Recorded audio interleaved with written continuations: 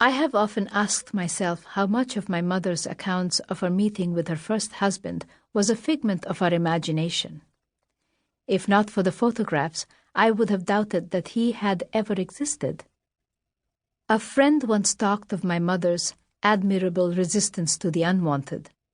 And since for her so much of her life was unwanted, she invented stories about herself that she came to believe with such conviction that we started doubting our own certainties. In her mind, their courtship began with a dance.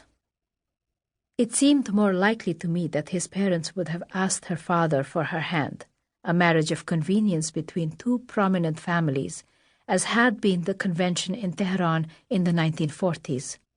But over the years, she never changed the story, the way she did so many of her other accounts. She had met him at her uncle's wedding. She was careful to mention that in the morning she wore a flowery crêpe de chine dress, and in the evening one made of Duchess satin. And they danced all evening. After my father had left, she would say, and then immediately add, because no one dared dance with me in my father's presence. The next day he asked for her hand in marriage.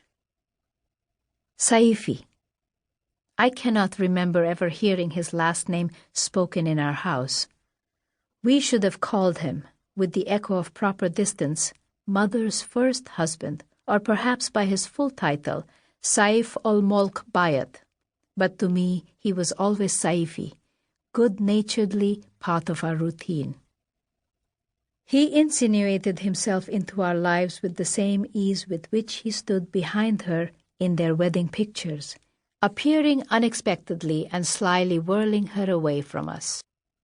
I have 2 photos from that day, more than we ever had of my own parents' wedding. Saifi appears relaxed and affable, with his light hair and hazel eyes, while my mother, who is in the middle of the group, stands frozen like a solitary centerpiece. He seems nonchalantly, confidently happy. But perhaps I am wrong, and what I see on his face is not hope, but utter hopelessness, because he too has his secrets. There was something about her story that always bothered me, even as a child.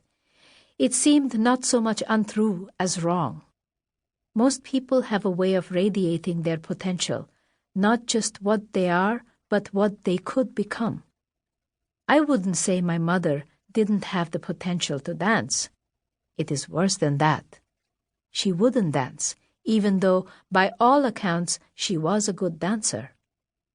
Dancing would have implied pleasure, and she took great pride in denying herself pleasure or any such indulgences.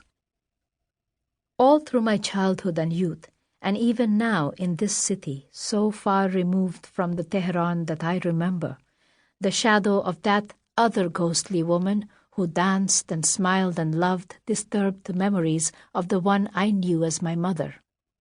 I have a feeling that if somehow I could understand just when she stopped dancing, when she stopped wanting to dance, I would find the key to my mother's riddle and finally make my peace with her. For I resisted my mother, if you believe her stories, almost from the start. I have 3 photographs of my mother and Saifi. 2 are of their wedding, but I am interested in the 3rd, a much smaller picture of them out on a picnic sitting on a rock. They are both looking into the camera, smiling. She is holding on to him in the casual manner of people who are intimate and do not need to hold onto one another too tightly. Their bodies seem to naturally gravitate together. Looking at the photograph, I can see the possibility of this young, perhaps not yet frigid woman letting go. I find in the photograph the sensuality that we always missed in my mother in real life. When, I would say, when did you graduate from high school? How many years later did you marry Saifi? What did he do? When did you meet father? Simple questions that she never really answered. She was too immersed in her own inner world to be bothered by such details. No matter what I asked her, she would tell me the same stock stories, which I knew almost by heart. Later, when I left Iran, I asked one of my students to interview her, and I gave specific questions to ask, but I got back the same stories. No dates, no concrete facts, nothing that went outside my mother's set script.